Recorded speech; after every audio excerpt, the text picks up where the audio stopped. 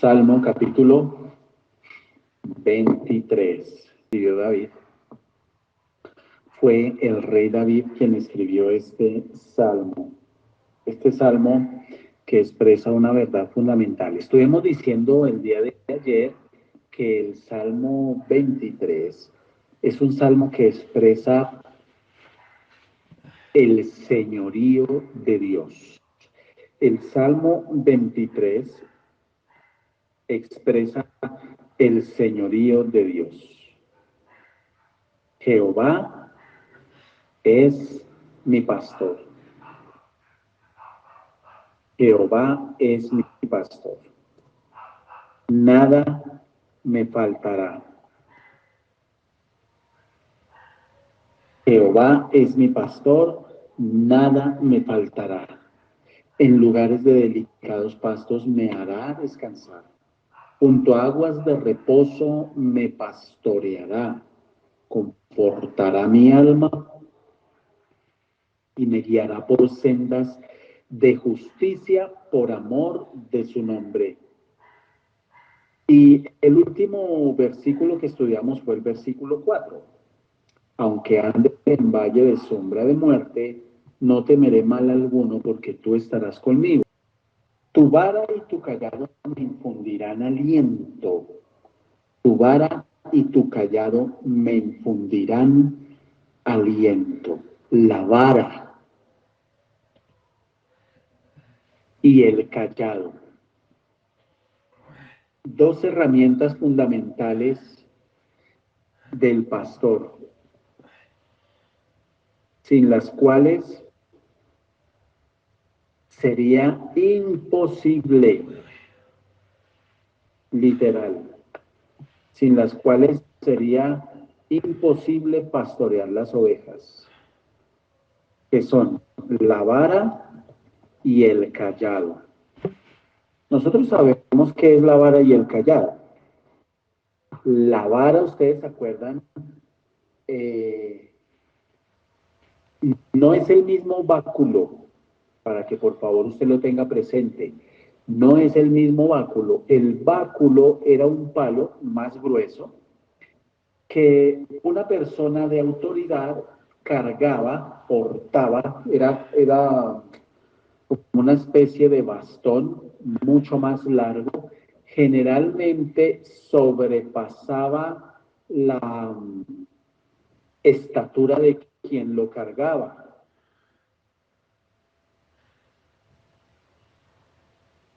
Entonces el báculo era representación de autoridad. ¿Listos? Porque algunos han dicho que el báculo es la misma vara. No, no, no, no. No, el báculo era utilizado por gente de autoridad, por gente que tenía un estatus, que tenía una función, que tenía unas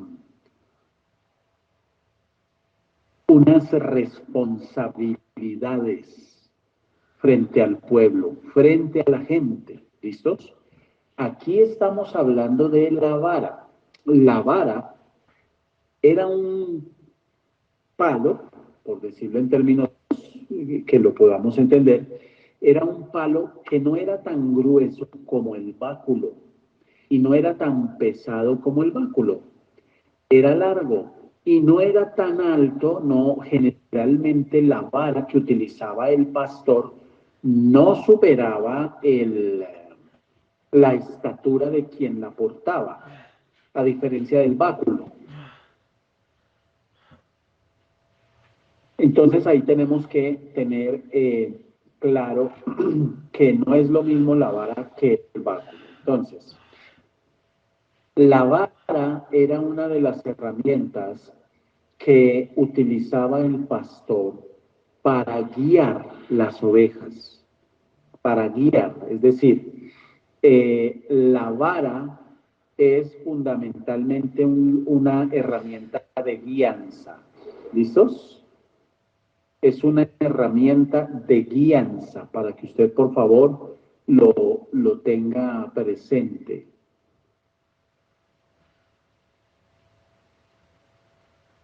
Y era una varita, era larga, podía tener 1 metro, 1 metro con 50, era liviana, fácil de operar, de mover, un poquito más gruesa en su diámetro que un palo de escoba, era más gruesa. Generalmente eran irregulares, ¿no? No eran como un palo de escoba que es así recto, pulido, uniformemente simétrico. No, no, no, no, no.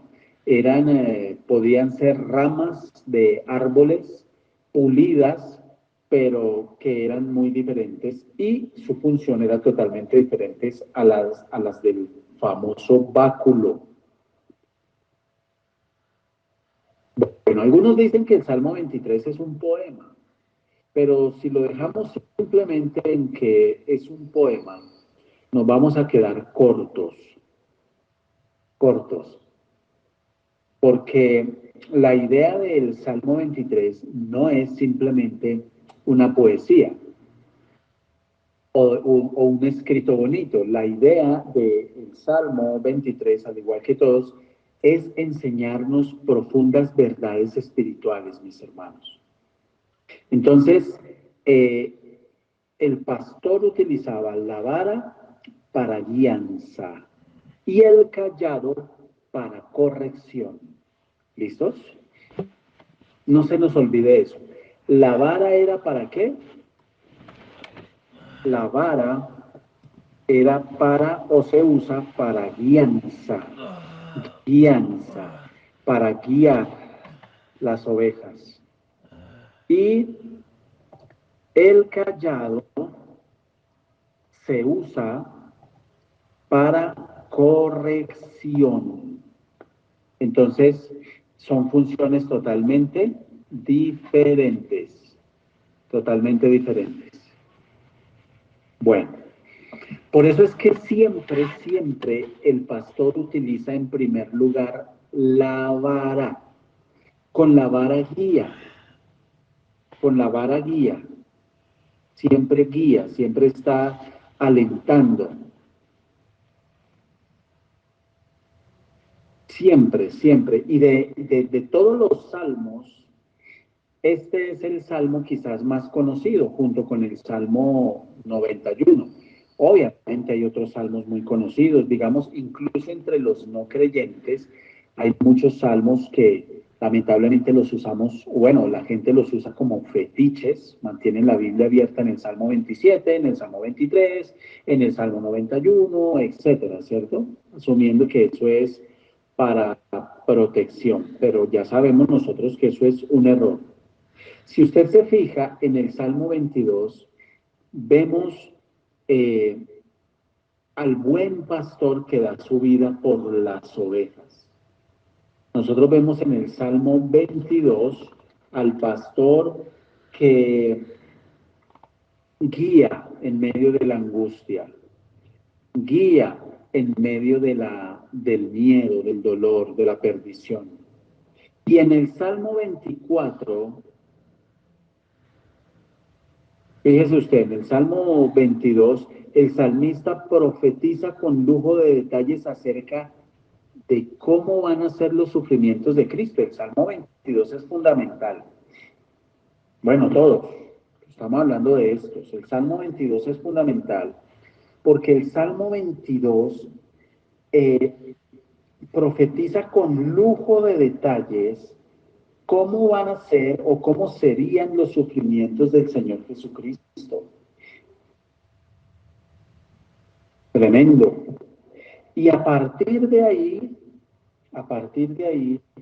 el salmista sigue escribiendo. Y en el Salmo 24 se describen las glorias que vendrían tras los sufrimientos. Hay un versículo en el Salmo 24 hermoso que a mí me impacta.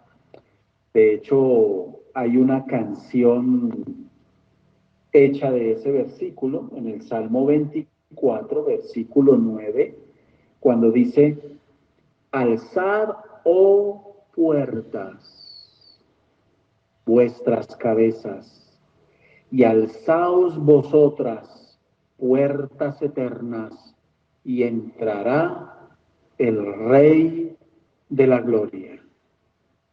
Tremendo, ¿no? Va a haber un momento, y nosotros lo vamos a ver, cuando las puertas sean abiertas, van a ser alzadas, abiertas, y esas puertas abiertas van a dar paso para que entre el Rey de la Gloria.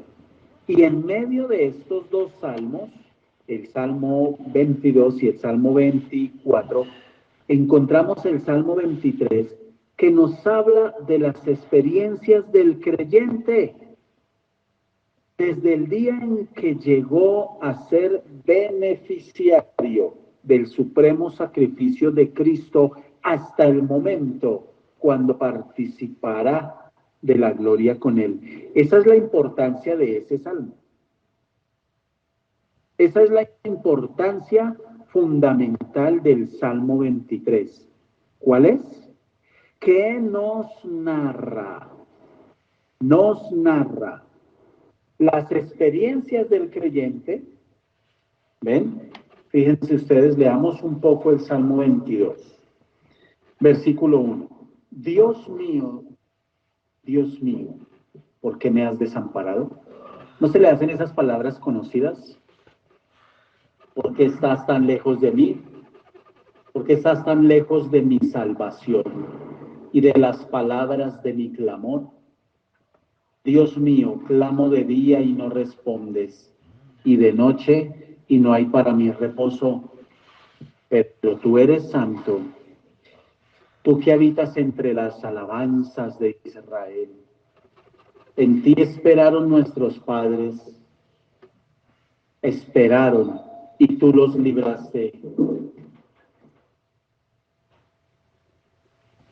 Entonces, si usted se fija, usted estudia este salmo, va a haber un sufrimiento muy fuerte, pero muy fuerte. Mire, el versículo 14 dice: he sido derramado como aguas, y todos mis huesos se descoyuntaron.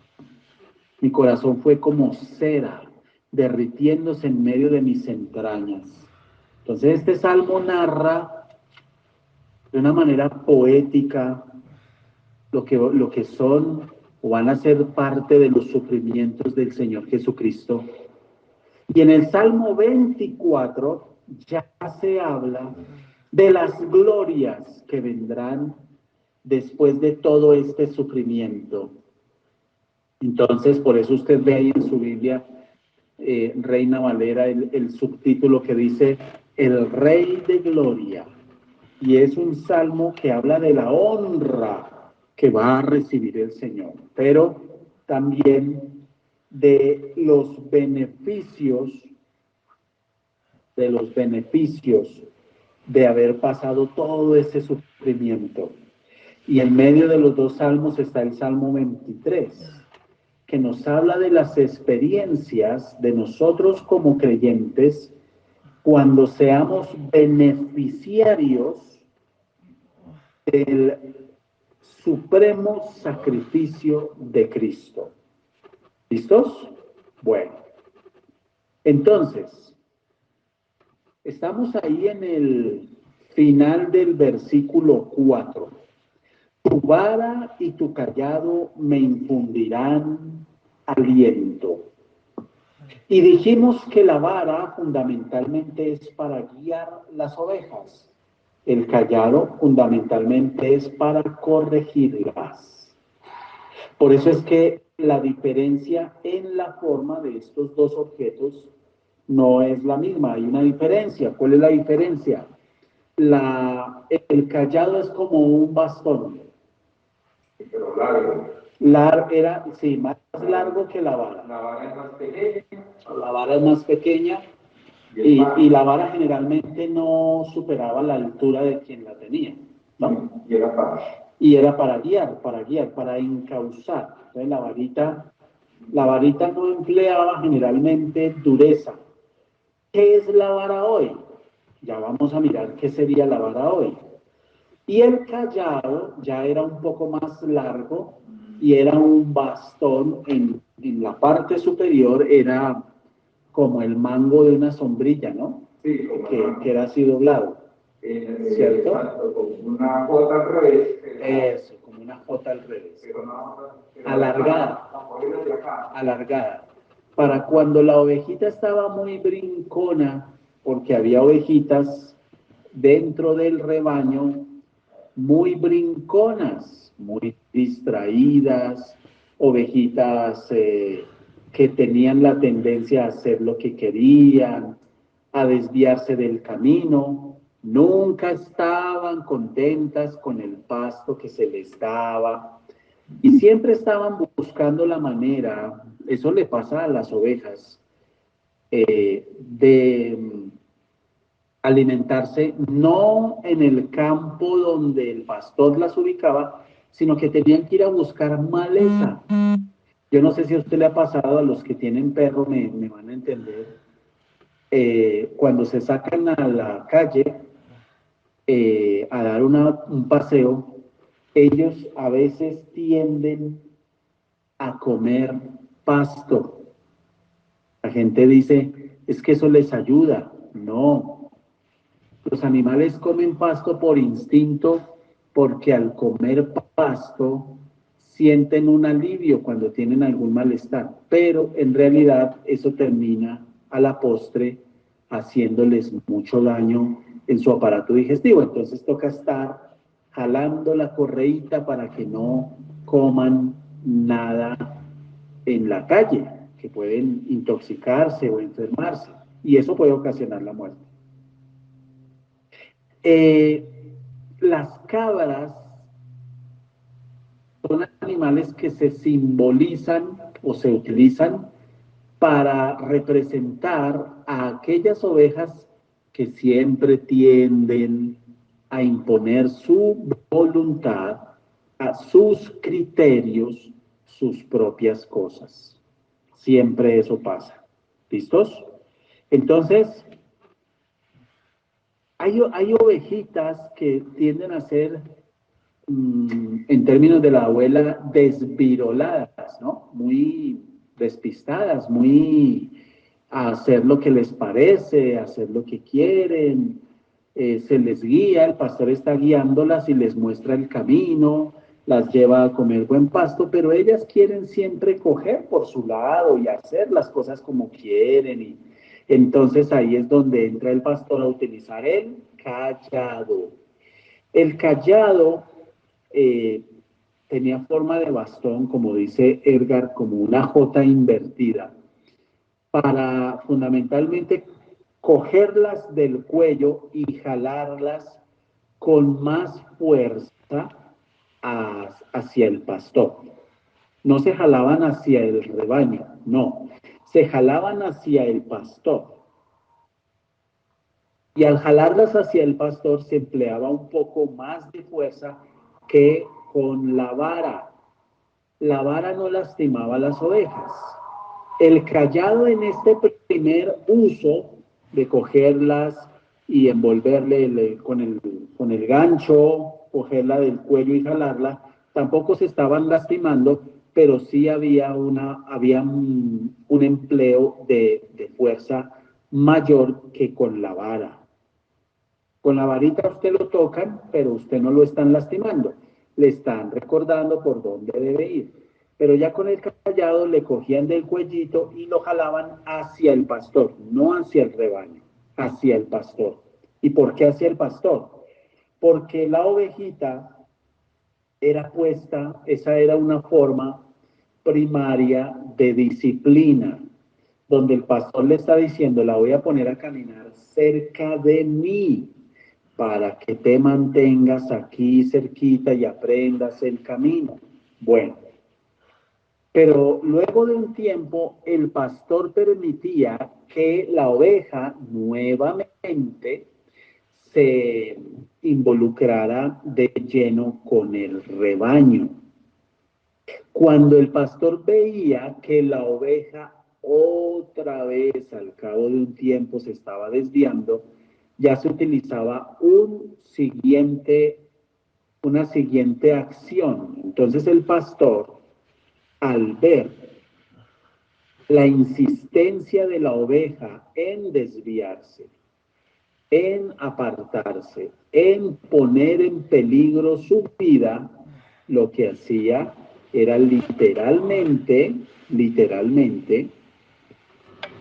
coger y envolverle las patas de atrás y jalarla de nuevo hacia él. Ahí todavía no le parte las patas, todavía no. Pero hacerlo le infringía un poco de dolor a las ovejas. Ovejas son animales con las patas muy débiles y muy sensibles. Entonces la jalaba de las patas de atrás y volvía y la acercaba. Luego de un tiempo el pastor permitía que la oveja volviera a estar directamente con el rebaño, pero cuando veía que la ovejita volvía y hacía lo mismo, porque sí señor, hay ovejitas que parecen cabritas, entonces ya el pastor decidía hacer lo mismo, envolverle las patas de atrás y se las quebraba. Literalmente se las partía. De la parte, no le quebraba los huesos, ojo con eso, no había fractura. Lo que hacía el pastor o lo que hace el pastor es, con el callado, partirle las patas en la parte de la rodilla. Ahí en esa parte se las partía. Y eso ya era un dolor terrible. La oveja quedaba incapacitada para caminar y el pastor la subía sobre sus hombros y la llevaba mientras iba guiando el resto del rebaño. Y la iba restaurando. Empezaba un proceso de sanidad y de restauración. Esa es la función detallada tanto del callado como de la vara. Pero si usted se da cuenta, si usted es detallista, va a ver que en ese trato hay un incremento, va dándose un incremento en la disciplina de Dios. Fíjese que con la vara no hay dolor, con la vara hay guianza. Entonces usted, por ejemplo, la vara hoy, siglo XXI, ¿qué vendría a ser la vara hoy? Esto, la predicación, un devocional, una enseñanza. Esa es la vara. Una consejería. Una consejería. Muy bien. Una consejería puede ser vara. Porque usted viene con una cosa, con una situación X. Usted sabe que no está consagrado. Pero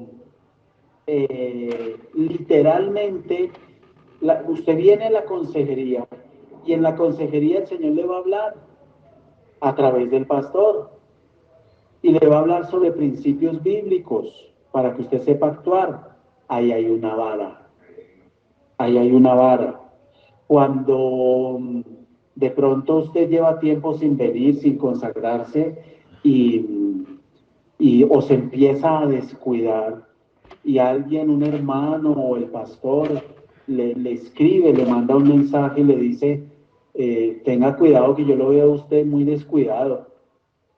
Yo lo veo a usted que hace tiempo no se conecta, lo veo que no ha vuelto a la iglesia, lo veo desanimado, eso es vara, eso es vara. Es decir, Dios puede utilizar la vara de muchas formas cotidianas. O cuando me habla a través de mi esposa. También puede haber vara cuando le habla a través de su esposa, puede haber vara cuando le habla a través de un hijo. Porque un hijo le puede decir algo a usted que lo exhorta por su comportamiento, por sus actitudes, por lo que sea. Puede haber vara en la predicación, puede haber vara en la oración que otro haga, porque usted se identifica con esa oración y usted dice, yo me tengo que corregir, uy, Dios mío, yo no puedo seguir así, uy, Señor, yo tengo que cambiar esto. Esa es la vara. Pero fíjese que cuando el Señor utiliza la vara, que lo hace siempre, lo hace todos los días, Dios está utilizando ambas cosas según nuestra necesidad.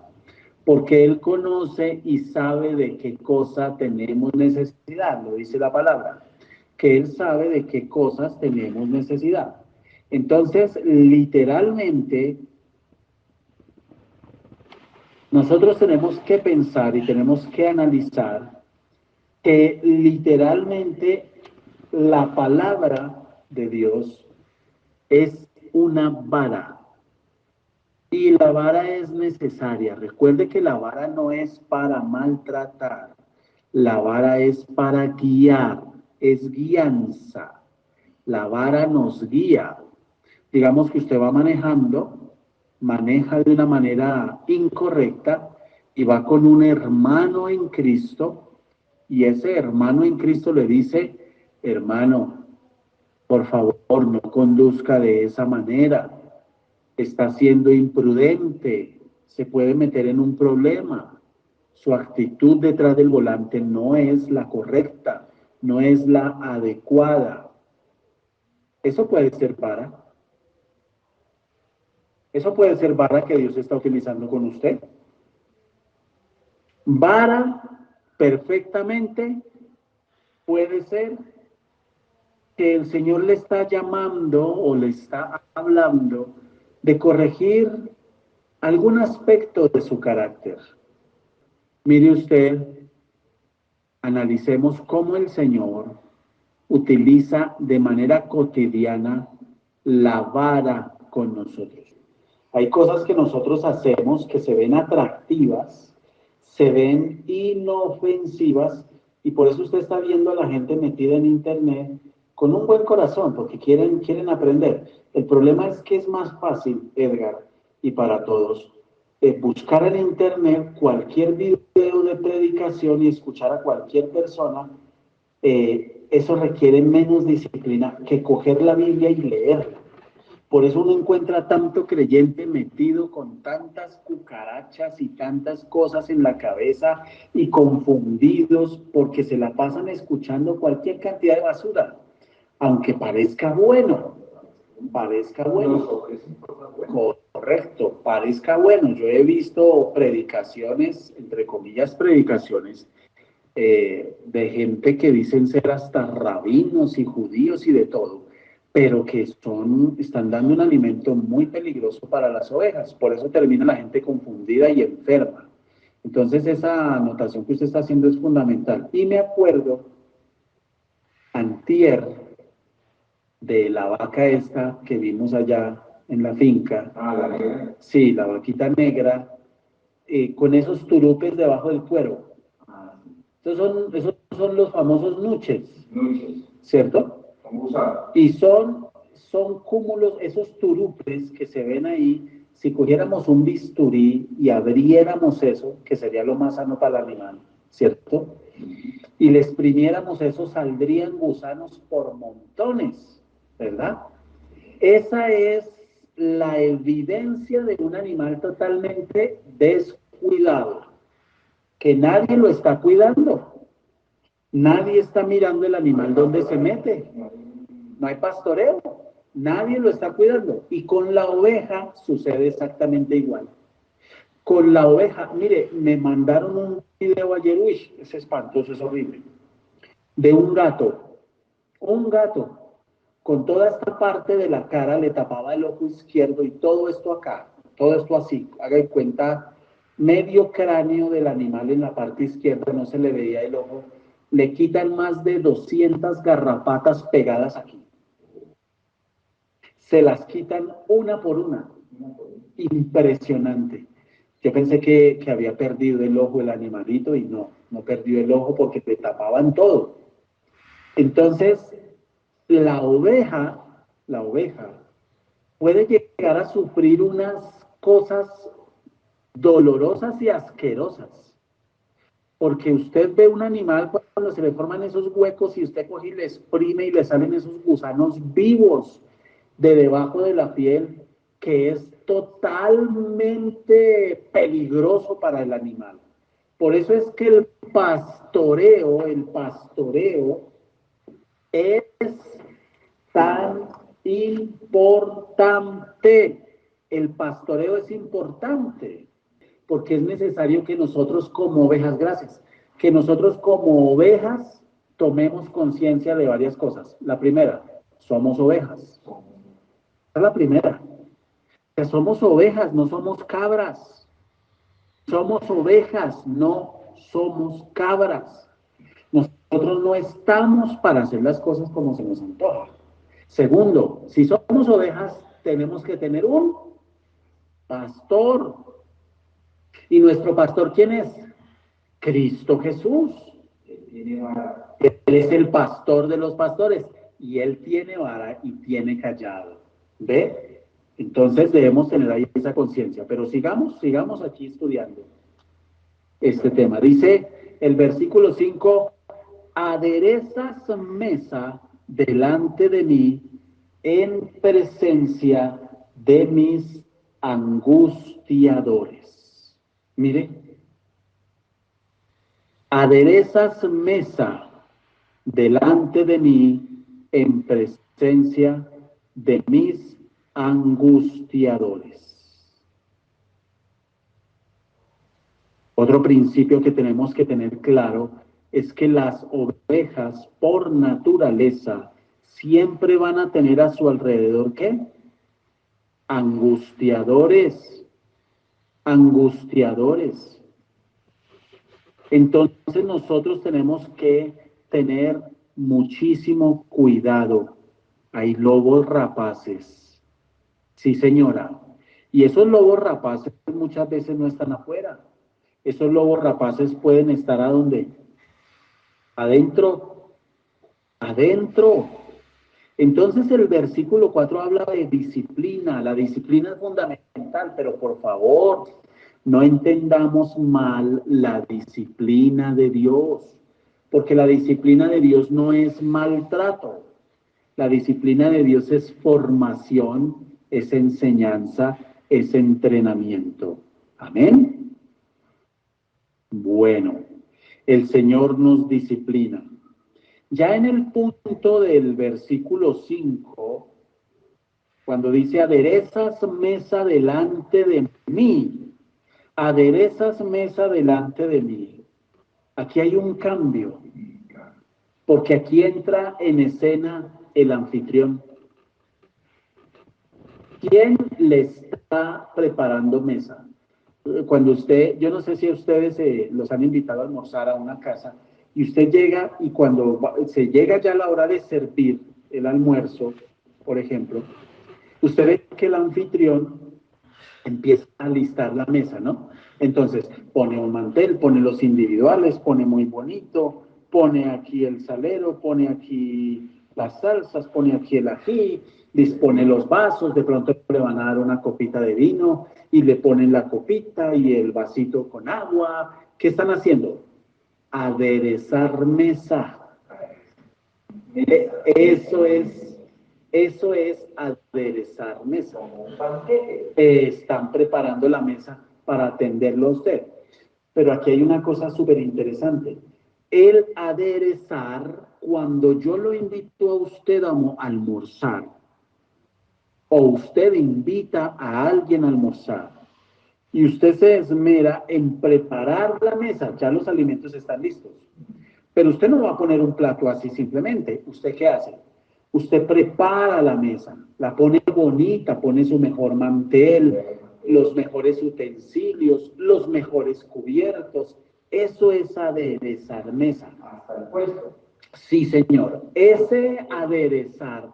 Y yo no sé si a usted le ha pasado, pero cuando usted invita a alguien y digamos los puestos del comedor no alcanzan, usted me invita a mí a almorzar y los puestos del comedor no alcanzan porque digamos que los puestos de su mesa son 6 nomás. Yo le digo, tranquila, sírvale allá a la gente, yo me siento aquí en la sala. ¿Usted qué hace? No, no, no, no. Venga y hágame el favor y se sienta aquí. Entonces, el acto de aderezar, esto es impactante, a mí me impacta, el acto de aderezar es una honra que usted le está dando a la persona que ha invitado. Correcto. El anfitrión honrando al invitado. ¿Alcanza usted a dimensionar lo que está expresando el Salmo 23? En el versículo 5 dice, aderezas mesa delante de mí. Aderezas mesa delante de mí. Es decir, imagínese usted, el Señor lo llama a sentarse, siéntese a la mesa y Él mismo empieza a alistarle un banquete y empieza a vestir la mesa para la ocasión. Una cosa es ir a un restaurante del barrio. Usted va aquí al restaurante del barrio y encuentra una mesa plástica como esta y se sentó y almorzó. Pero otra cosa es ir a un restaurante elegante, ¿sí o no? La mesa está vestida diferente, de una manera mejor. Entonces, fíjense que está hablando de una esplendidez, porque el hecho de que sea Dios quien esté aderezando mesa, dice, aderezas mesa delante de mí. ¿Qué significa? Ya sabemos qué es aderezar. ¿Qué significa delante de mí? Que antes de alistar la mesa lo hizo sentar. Para que usted viva todo el proceso de honra. Desde la preparación, para que usted lo vea. Él mismo sirviéndole a usted. Esto es una cosa impactante, mis amados hermanos. Pero vamos a seguir estudiando este salmo. Y lo vamos a estar estudiando en detalle versículo por versículo, para que usted se dé cuenta cómo la palabra es viva, es eficaz y siempre el Señor nos está diciendo cosas diferentes. Entonces aquí aparece el anfitrión. Ha preparado un banquete espléndido. El salmista es invitado como huésped.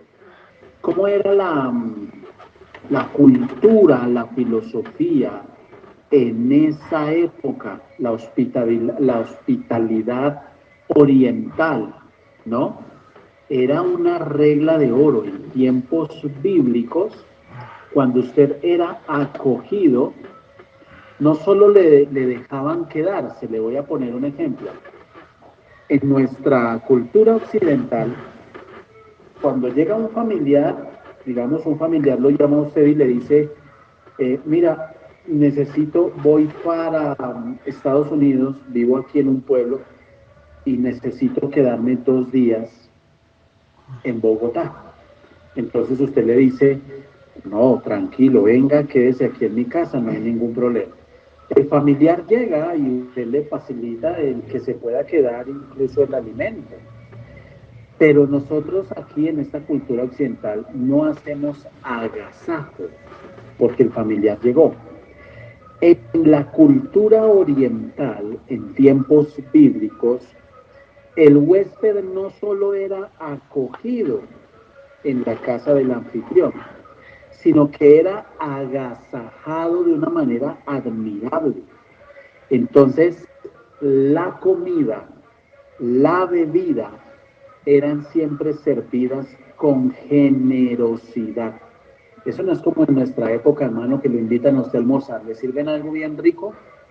y queda usted con ganas porque sirven apenas, dicen, ¿cuántas personas vienen al almuerzo? Vienen 10. Y hacen para 10 platos. Y eso a ras, a ras.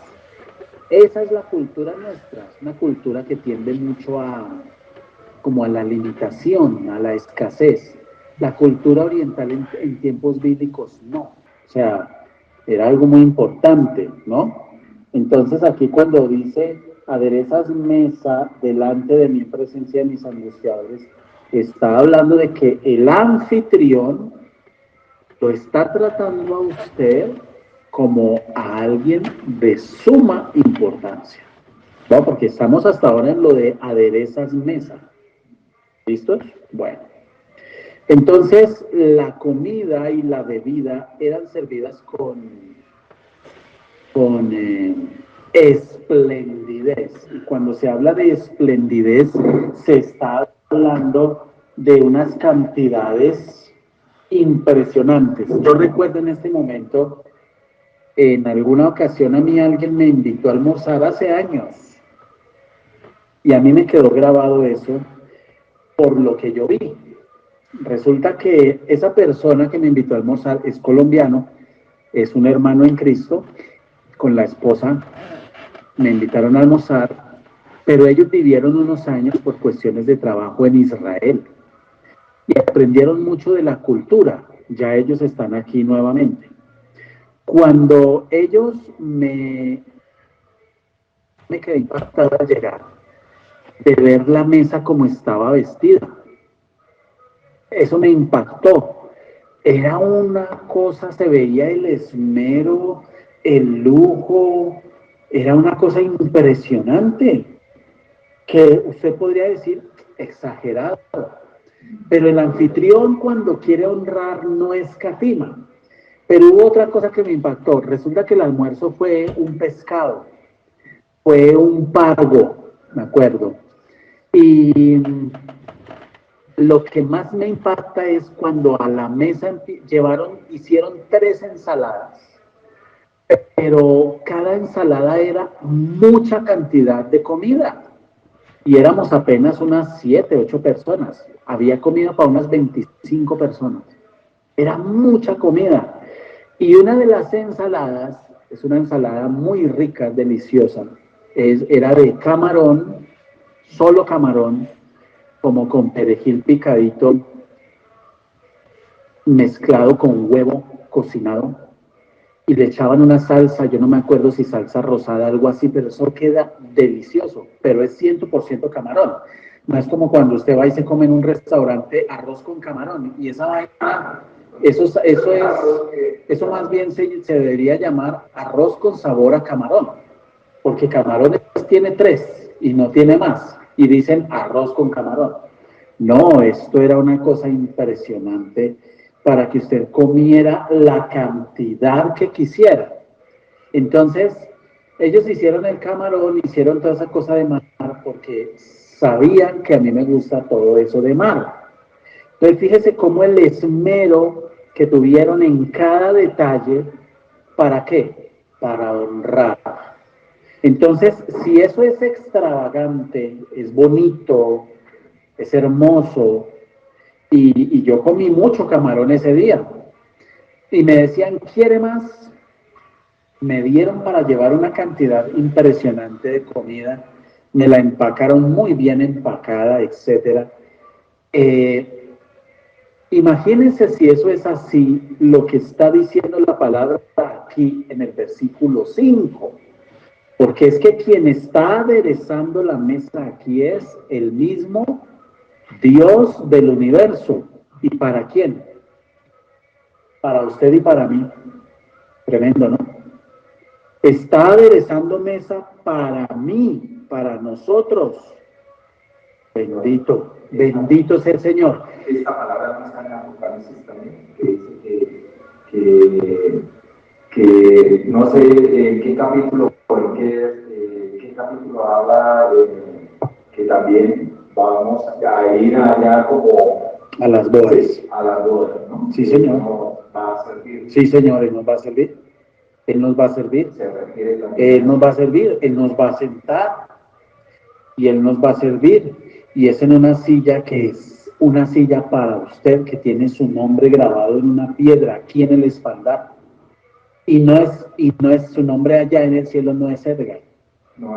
No. Dios le tiene a cada uno allá un nombre especial. Tremendo, ¿no? Pero hay amplitud, ¿sí? Es un principio bíblico, no es una cosa de capricho, es un principio bíblico. Bueno, bendito sea el Dios del cielo. Entonces dice, aderezas mesas delante de mí. Aderezas mesa delante de mí en presencia de mis angustiadores. Entonces, la comida, cuando alguien llegaba y era agasajado en la cultura bíblica oriental, la comida y la bebida estaban precedidas por unos rituales que eran parte de la cultura, como lo era, por ejemplo, el lavarse las manos, el proveer agua para el invitado, el agasajado. Pero escuche esto, cuando usted llega, voy para allá. Cuando usted llegaba de viaje, usted llegaba con los pies vueltos nada.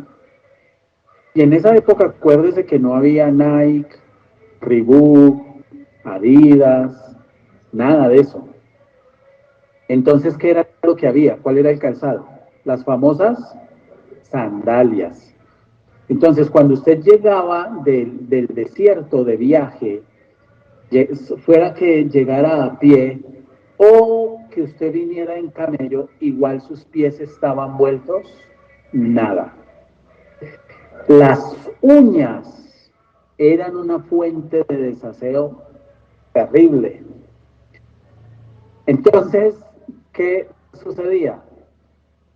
A usted lo recibían y había alguien que se encargaba de lavarle, eso ya lo sabemos, de lavarle los pies, se los alistaban, era lo primero.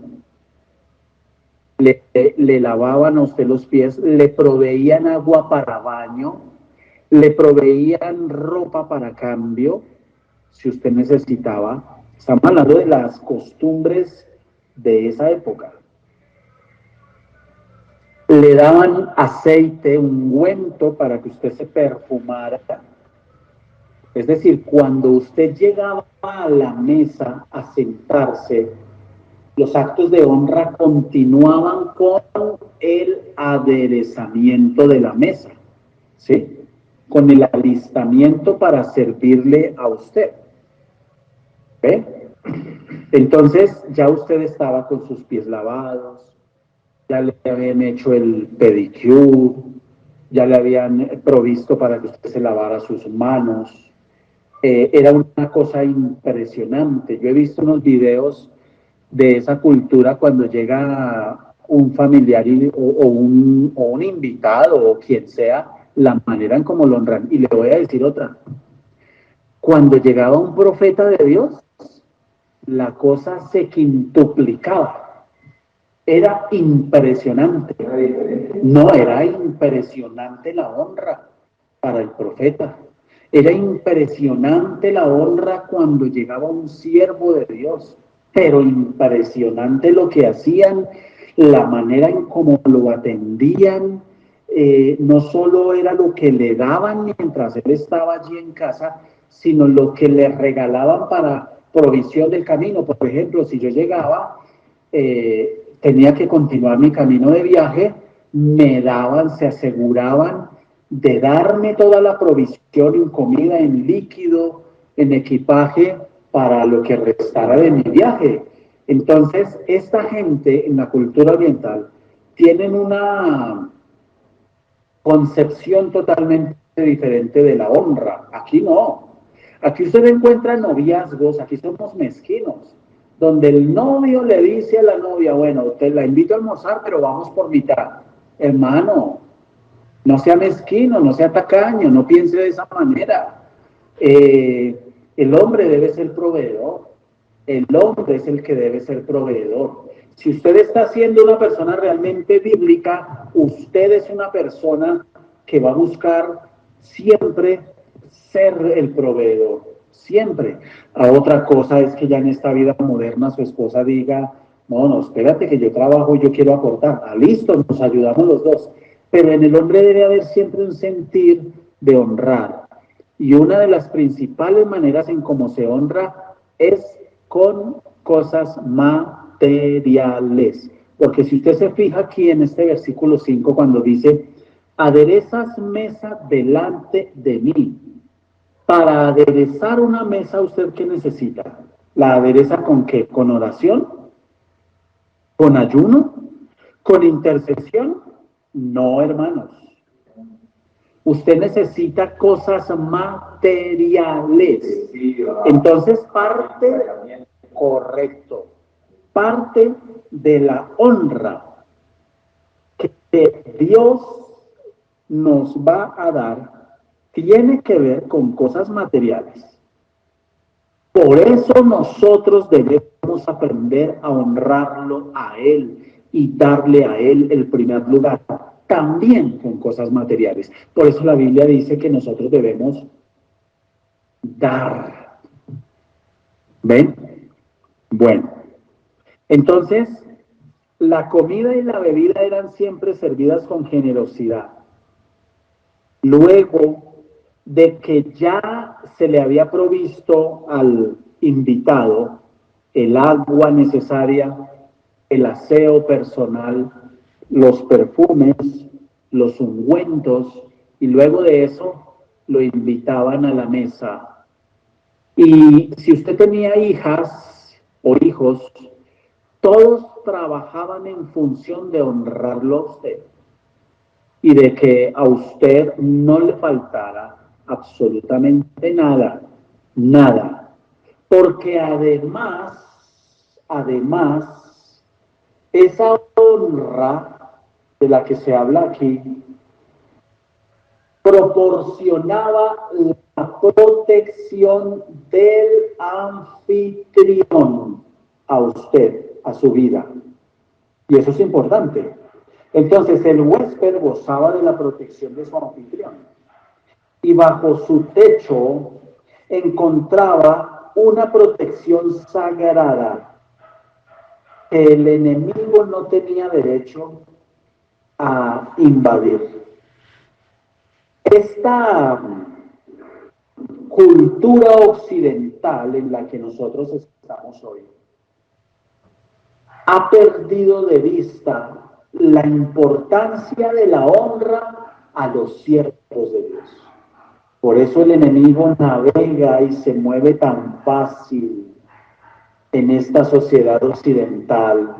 Y usted encuentra socialmente y culturalmente gente atacando, por ejemplo, a los pastores, que se pongan a trabajar, que hagan ladrones, estafadores, y en una misma bolsa los metemos a todos. Hablaba yo con una persona que es docente y me hablaba cosas terribles de los pastores. Y yo le decía, los docentes también son así. Los docentes también son abusadores, ladrones, estafadores, mentirosos, etc. ¿Y por qué usted dice eso? Porque salió la noticia de un docente que hizo todas esas cosas. Ah, pero no todos somos así. Igual pasa con los pastores. No todos somos así. Entonces no podemos pasar la misma vara. No se puede pasar la misma vara. No podemos medir igual. No podemos medir igual. Esta mañana estaba viendo la entrevista, la confesión de un ex capitán del ejército, confesando que él se retira del ejército y se dedicó al tema de las autodefensas. Pero cuenta cómo mientras estuvo en el ejército se dedicó a matar gente y esos eran los falsos positivos. Y él confiesa muchas cosas ahí. Y ahorita está siendo juzgado por eso. Pero él confiesa y le está poniendo la cara al país y pide perdón. Pero no por eso podemos encasillar a todos los militares de matones. Sería un error, ¿sí o no? Sería un error gravísimo. Entonces, yo estoy seguro que usted nunca va a volver a leer este salmo igual. Y lo vamos a estar profundizando más, porque aquí lo estamos viendo por encima. Lo vamos a estar profundizando muchísimo más.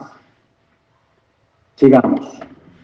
Aderezas mesa delante de mí, en presencia de mis angustiadores. ¿Para qué Dios adereza mesa delante de mis angustiadores? ¿Para qué? Usted tiene enemigos. Y el Señor le dice, tranquilo, Edgar, siéntese. La pelea no es suya, tranquilo, siéntese. Y lo hace sentar. Y le empieza a preparar honra para usted en presencia de sus enemigos, en presencia de demonios que lo han querido matar. ¿Eso de qué habla? Este versículo, esta parte de este versículo, habla lo que dice el Nuevo Testamento, que dice que somos más que vencedores. Es decir, Dios es el que pelea por mí, pero cuando Él obtiene la victoria, esa victoria me la da a mí. No se queda con ella. Entonces, cuando dice la palabra aderezas mesa delante de mí en presencia de mis angustiadores, lo que está diciendo es, haga de cuenta que como cuando usted estaba niño y alguien se metía con usted, iba y le decía a su hermano mayor o a su papá, y su papá le decía, camina a ver quién es el que lo está molestando. Y iba y lo defendía. Entonces, esto es algo muy parecido. No puede ser como algo, como un juicio, como si hubiera algo, un juicio, porque implícitamente es un juicio para el enemigo, no para usted. no para mí, la honra es para mí, Sí. pero para colocar al angustiador delante del que está, es de recordarles la derrota. Por eso es que la Biblia dice que la pelea es del Señor. Usted no tiene que tomar en sus fuerzas y en sus manos nada. Cuando alguien se levanta en su contra para calumniarlo, para decirle, para hablar de usted cosas feas, para atacarlo, para injuriarlo, para levantarle falso testimonio, para destrozar su honra, su dignidad, para trapear el piso con usted. Usted lo que tiene que hacer es orar y decirle al Señor, tú eres el que adereza mesa para mí delante de mis angustiadores. Eso es justicia. Eso es justicia. Eso es justicia porque coloca delante de mis angustiadores. Correcto. Honrándome a mí. Y él es el que hace la justicia. Entonces, ¿qué vendrá?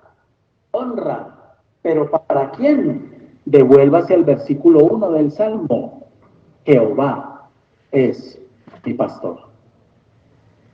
Y cuando dice nada me faltará, ya lo dijimos ayer, es nada.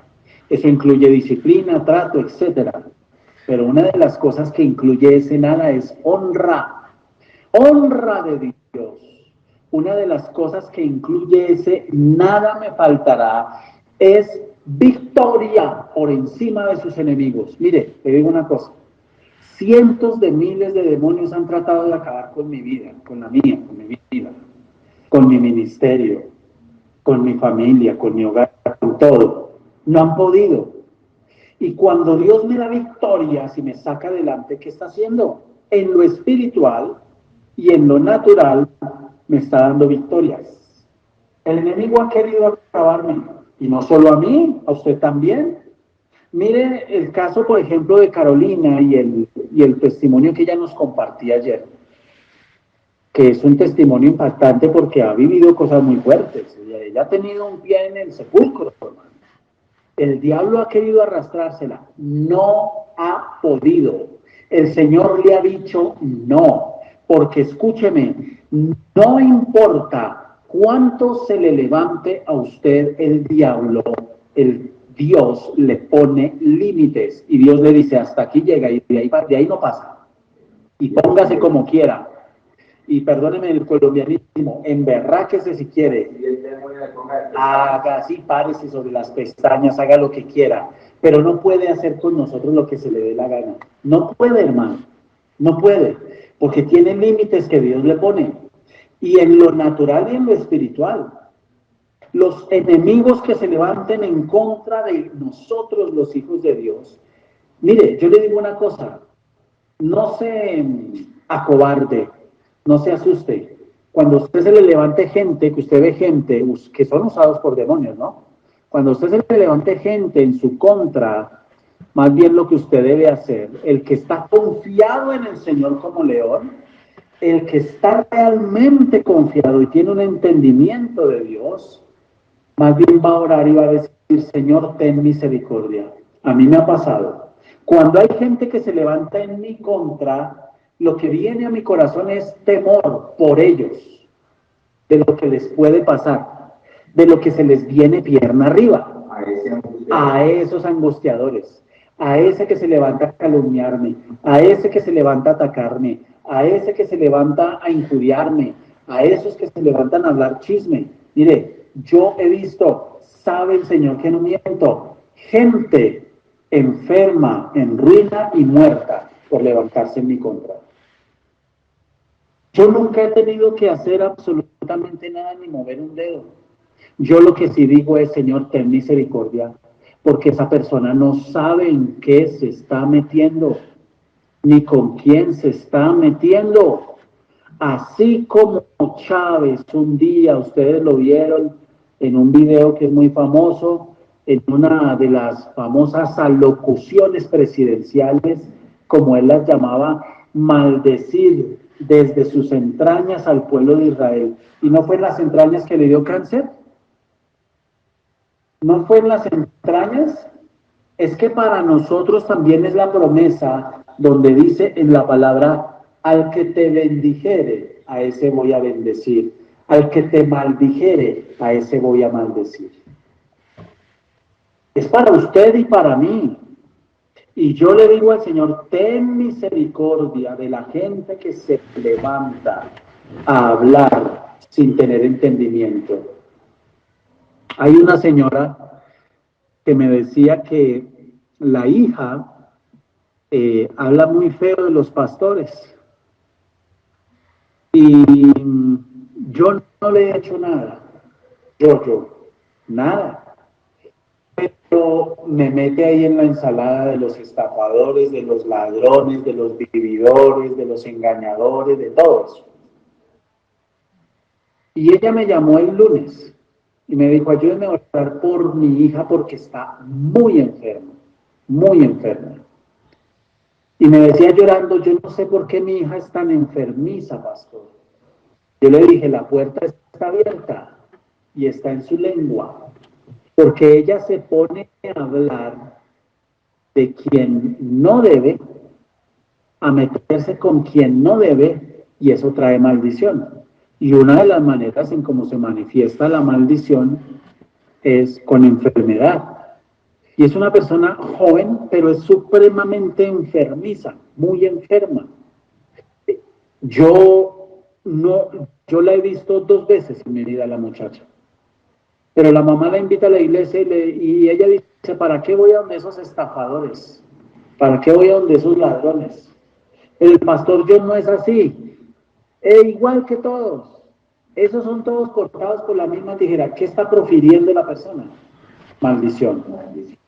Ese tipo de actitudes y de cosas, y cuando alguien se levanta en contra, hablo de mi experiencia, en contra mía, yo he visto cómo Dios se levanta a defenderme y cómo vienen cosas terribles, hermano, sobre la vida de la gente. Señor, no, Dios utiliza el callado, no lo utiliza con impíos, lo utiliza con sus ovejas. Con sus ovejas. Lo mismo que la vara, con sus hijos, con los que son de su rebaño. Porque eso es amor. Esa es la manifestación del amor de Dios.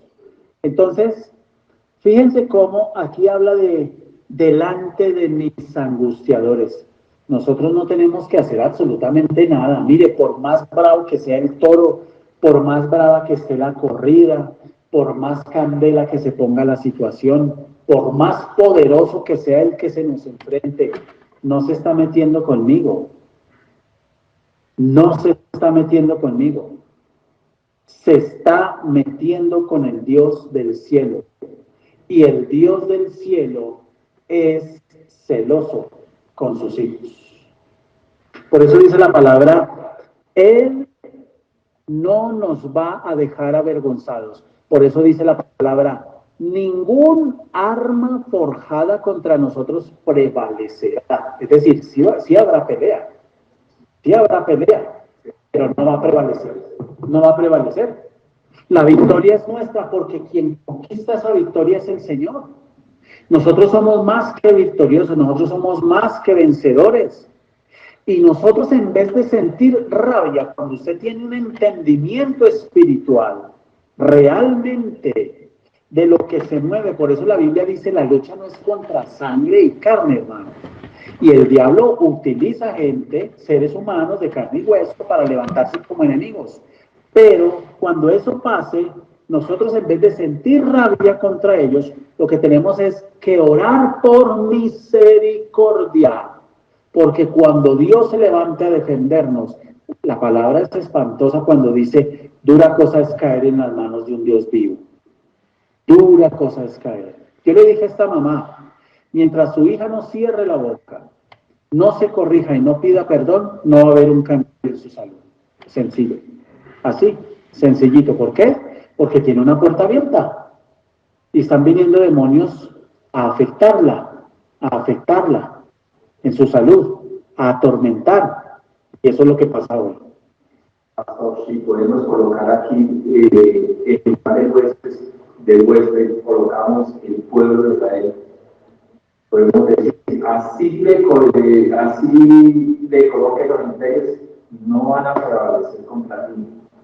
Nada, que a usted se le levante el que quiera.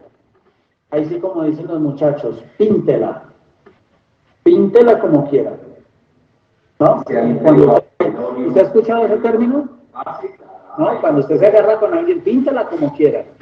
O sea, ¿usted qué le está diciendo al otro? Haga lo que quiera. Sí. La diferencia aquí es que no somos nosotros los que peleamos, es el Señor.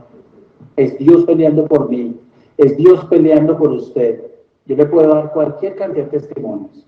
Hay un caso que eso lo hemos contado de una señora que ella se levanta hace muchos años, yo era copastor en la otra iglesia, es que servirle al Señor es pelear contra las tinieblas y el diablo le levanta a usted gente de gratis.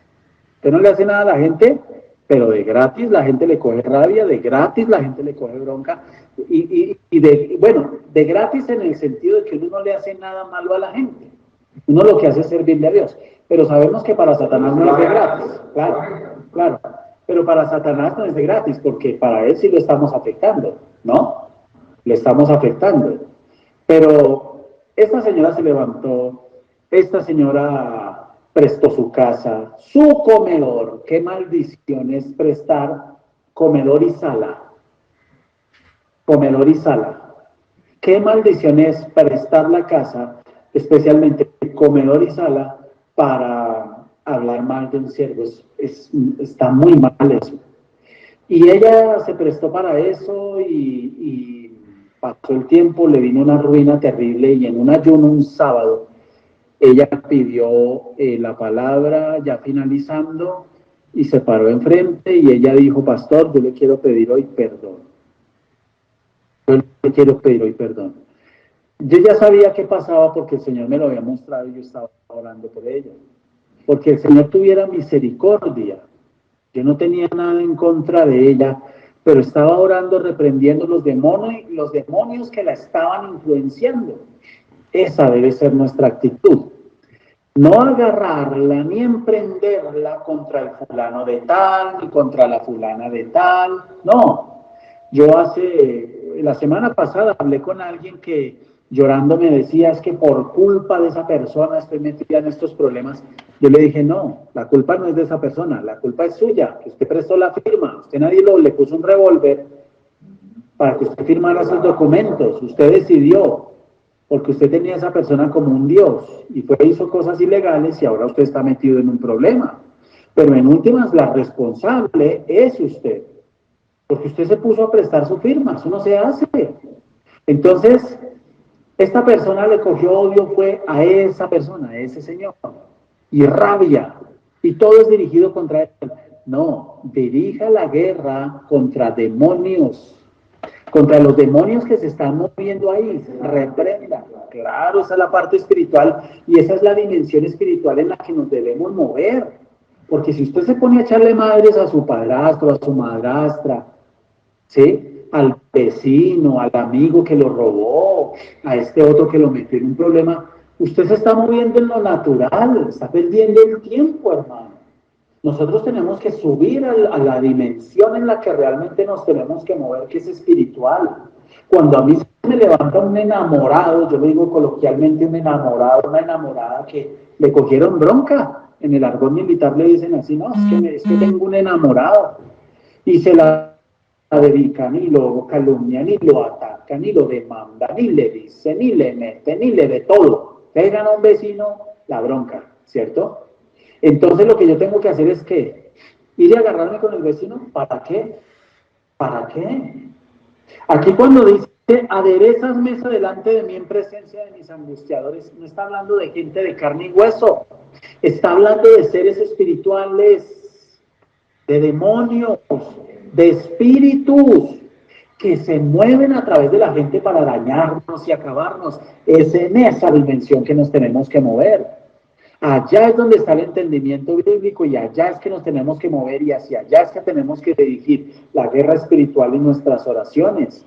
Quite sus ojos de la persona, de esa persona de carne y hueso, quite sus ojos de esa persona. Ore por el alma de esa persona. Pero tenemos es que darle duro es en el mundo espiritual, en el mundo espiritual. Si no hay en el mundo espiritual una operación de parte nuestra a través de la oración, la intercesión, etcétera, el clamor, pues estamos perdiendo el tiempo y estamos asumiendo las cosas bajo un principio que no es bíblico, porque dice la palabra que las armas de nuestra milicia no son carnales. No es llamando a la persona y diciéndole, usted es un tal por cual, un desgraciado, una porquería, lo maldito. ¿Para qué hace eso? La Biblia no dice eso por ningún lado. La Biblia es clara, la lucha no es contra sangre y carne. Entonces, fíjense que cuando dice en presencia de mis angustiadores, está hablando de demonios. Le voy a poner un ejemplo.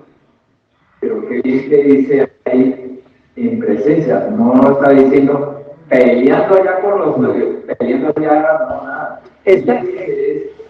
Gracias.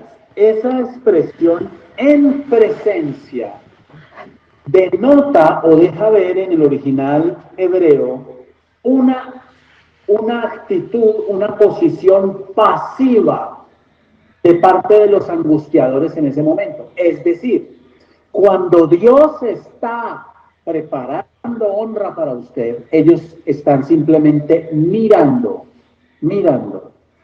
No pueden hacer absolutamente nada. Nada. Porque el que está preparando mesa para usted, ¿quién es? El Dios del cielo, el Señor. Se la voy a poner de esta manera para que usted la coja mejor. Cuando a mí me ha pasado, yo digamos, con niños, están los primos reunidos. Ellos están solos, están jugando y por alguna cosa pelean, ¿no? Se agarran y empiezan a pelear y a discutir. Pero cuando usted llega, todo el mundo se calma. Porque llegó una persona de autoridad. ¿Ven? Cuando el Señor dice en su palabra, es que este salmo es tan profundo, aderezas mesa, ese aderezar ya sabemos que es una honra que Dios nos da, pero también es una acción de preparación que requiere sacar un tiempo. Significa que el aderezar, el Señor me convoca a mí para poderme, me invita para poderme honrar, ¿sí o no? Pero que también están convocados los angustiadores. Es que ahí aparecen la escena. Exactamente, están en la escena mirando, pero no involucrados. Entonces ellos están pasivos. Delante de la presencia de Dios, todo demonio queda bloqueado. Por eso es tan importante estar llenos del Espíritu Santo. Donde el Espíritu Santo está, allí hay libertad. Ahí hay libertad. Por eso nosotros no tenemos que, hermanos, dejarnos afligir, que los enemigos, que una cosa, que la otra, que hagan lo que quieran. Así son los demonios. Y la gente entre más endemoniada, peores cosas van a hacer, pero no van a prevalecer. Y delante de ellos el Señor nos va a honrar. No pueden, es que no pueden, están inutilizados. Cuando dicen presencia de mis angustiadores, es porque no pueden hacer nada. Mire, se están rechinando los dientes de la piedra. Así, pero no pueden. No pueden. Y un ejemplo, porque ejemplos en la Biblia hay muchos de esto, es cuando el pueblo de Israel, ve, el tema está bueno, ¿sí o no? El pueblo de Israel estaba en el desierto frente al Mar Rojo. Acuérdese, devuélvase en el tiempo. Estaban frente al Mar Rojo. Había un mar. No lo podemos cruzar, hermano. Y menos nadando. Es un mar. No da la profundidad ni la distancia. Imposible humanamente cruzarlo. Pero detrás vienen, imagínese usted en el horizonte, mirando allá al desierto. En el horizonte se ve la polvareda que se levanta de la cantidad de caballos egipcios que vienen cabalgando para matarlo a usted, y de la gente que viene a pie, y de los carros de a caballo. Imagínese usted en la situación. Imagínese en la situación. Entonces, en ese momento los egipcios eran angustiadores. Por supuesto que sí, claro que sí. Pero detrás de ellos, detrás de Faraón, quien era quien tomaba las decisiones, ¿quién estaba? Satanás, operando, influenciado por el enemigo, el Faraón siendo influenciado por Satanás. Imagínese usted la situación de acorralamiento tan terrible. No tengo para dónde avanzar. Estoy en la costa y vienen allá, me van a matar. Y Dios abre el Mar Rojo. Lo abre. De una manera sobrenatural, lo abre. Cruzan, Dios da una orden de marcha, cruzan el Mar Rojo.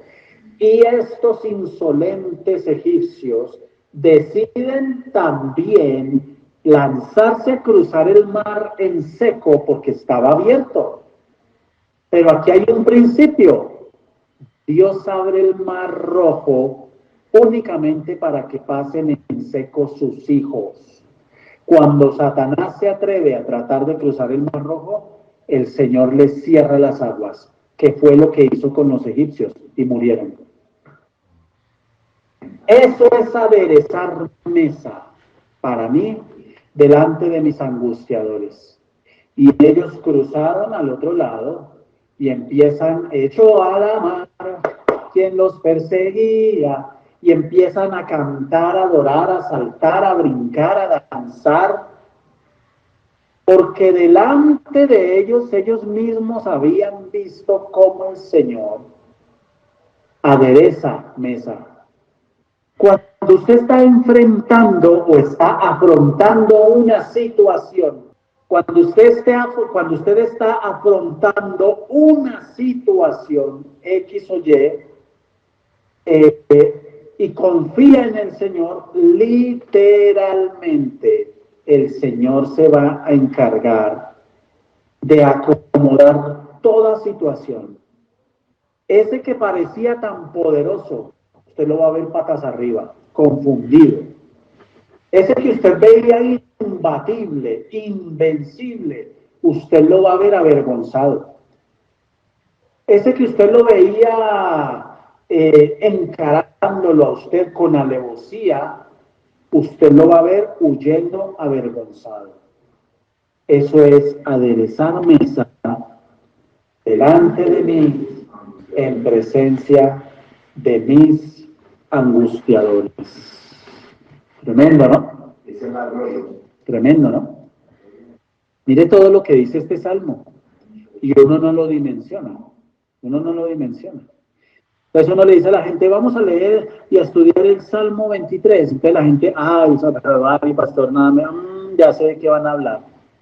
Ya sé de qué van a hablar. Mentira. La palabra es viva. Y no importa cuántas predicaciones demos de este salmo, de esta porción o de cualquier otra, siempre el Señor nos va a hablar cosas diferentes y va a hablar cosas diferentes y va a ministrar y va a traer libertad y va a traer paz en el nombre de Jesús.